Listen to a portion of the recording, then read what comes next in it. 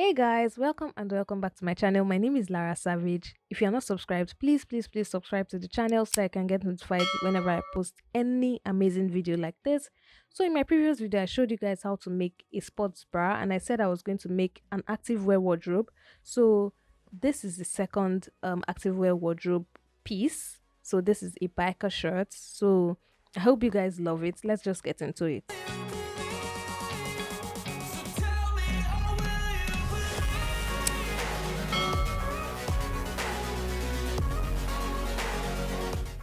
So guys, these are what you're going to be needing for this tutorial. Now the first thing you're going to do is you're going to take your pattern paper and then you're going to draw a line in the middle. So one half should be at least your hip divided by 4 plus 2.5 inches. Now again, you're going to draw a line 1 inch from the top downwards. We're going to be using it later, so just draw that line right there. And we're going to label this first part the back and the other part the front. So now what you're going to do is you're going to measure your waist divided by 4 and you're going to mark it on both sides.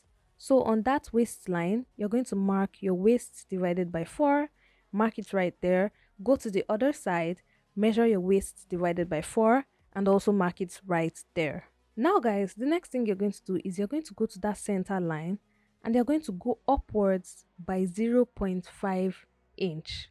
So just like I'm doing right here, mark 0.5 inch upwards. That's why I said you guys should leave this line right here, that 1 inch line. So go up by 0.5 inch and then from the end of the front part, so remember this other side is the front, so from your waist divided by 4, go down by 1 inch. Now you're just going to take your curved ruler using a slight curve. You're going to curve from that 1 inch point to that 0.5 inch mark, and then on the other side as well, connect from that 0.5 inch mark to your waistline. So your waist divided by 4 measurements, connect it right there. And then once that is done, you're going to measure your waist to hip measurements. So measure it on the back side, the middle line, so that you can have easy reference, and then on the front side. So measure it downwards, and then we're going to measure our crotch measurement. So waist to crotch, you're going to measure it as well. And then you're also going to measure how long you want your biker shorts to be. So once you've done that, use a line to represent all these lines.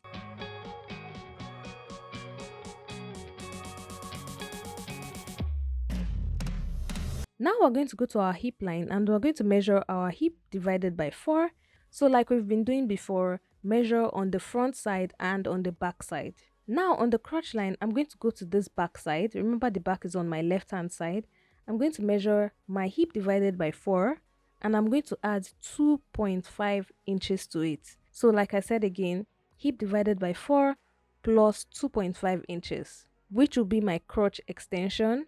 And then I'm going to go to the other side, which is the front, and then I'm going to measure on my crotch line again, my hip divided by 4, but I'm going to extend it by 1.5 inches on this front side. Remember the back is 2.5, we're increasing the front to 1.5, not 2.5. So 1.5 for the front, 2.5 for the back. Now for my hem, you're going to measure that part where it's going to fall on. So where you want your biker shorts to fall on, measure it all around and then divide it by 2. So whatever you get, you're going to measure it on the hemline.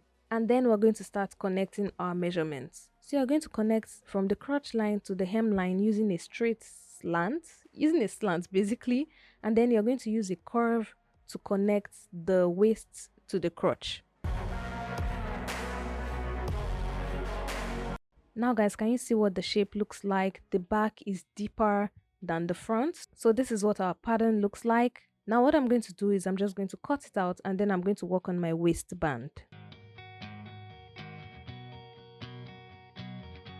Guys, can you see what this looks like? This is what our pattern piece looks like. So you're going to cut 2 pieces of this when you're cutting it on your fabric. You're not going to have a side seam. This is not going to have a side seam at all. It's going to be one full piece like this for one leg, and the other leg would be one full piece as well. So for the band, you're going to measure your waist divided by 2 and you're going to measure it by 5 inches. So the height is going to be 5 inches by your waist divided by 2. So guys, can you see the long part is my waist divided by 2 and then the short part is the height of the band. Now guys, you notice I didn't add any seam allowance to the width of my measurements, so that's because I'm using a stretchy fabric. If you're sewing a biker shorts, you should use a stretchy fabric so that when you wear it, it's still snug fitting on your body. But when you're cutting this on your fabric, make sure to add seam allowance at the top of the biker shorts and to the hem.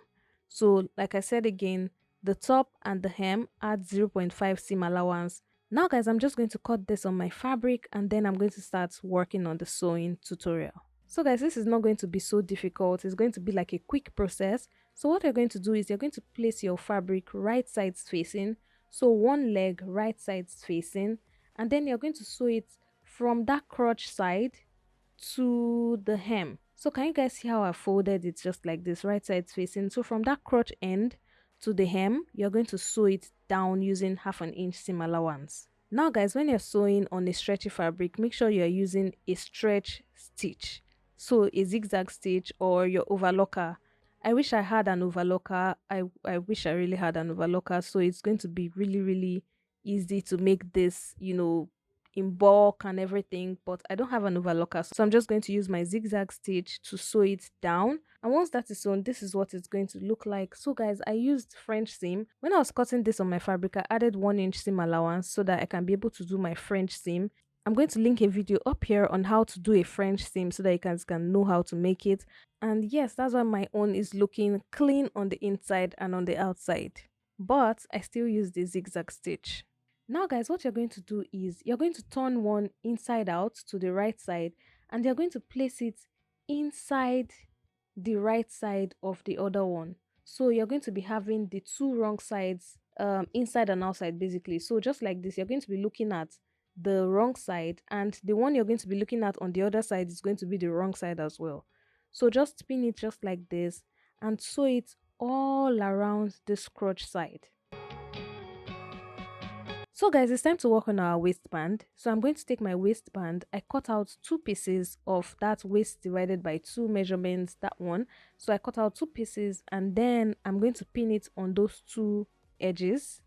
So pin it on the 2 edges and sew it down. Now once that is sewn down, you're now going to, form a loop basically. It's going to look like a loop, and then you're going to fold it into 2 just like this. Now guys, you're now going to turn your short piece to the right side, and then you're going to place it inside this loop like this. So make sure you've sewn the 2 sides before placing it into the loop like this, and then you're going to just sew it all around using a zigzag stitch. So guys, another thing is to align the seams. So these 2 seams that you're going to sew, align it to the back and the front. Remember, our seams are at the back and at our front. We don't have any seam on the sides. We want them to be clean, like seamless. So you're going to sew it down, and then for the hem, you're going to fold it twice, use your zigzag stitch and sew it all around. So just like this is what it looks like in the end. I have used my zigzag stitch to also sew it along the edges.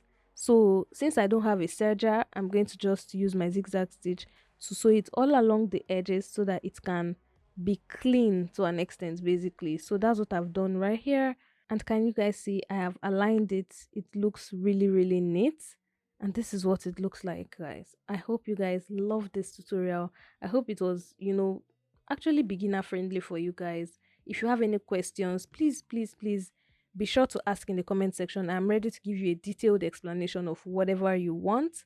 So guys, I hope you loved it.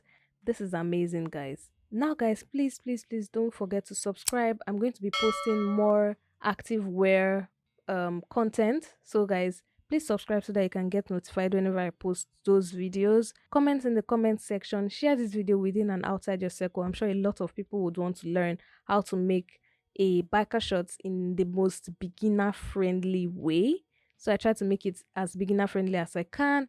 Also, like this video, give it a thumbs up, guys. Please give it a thumbs up. I'm also going to post a video on how to make your biker shorts as a scrunch butt biker shorts. So I'm going to show you guys how to do that as well using your needle and thread. It's going to be really easy, guys. It's going to be really amazing. So guys, I'm going to show you guys how to make that in the next video. That's why you should subscribe, guys. Please subscribe to the channel. And yes, that's it, guys. Until my next video, do have yourself a wonderful morning, noon, or night, wherever you are. It's still your favorite content creator and fashion entrepreneur, Lara Savage, signing out.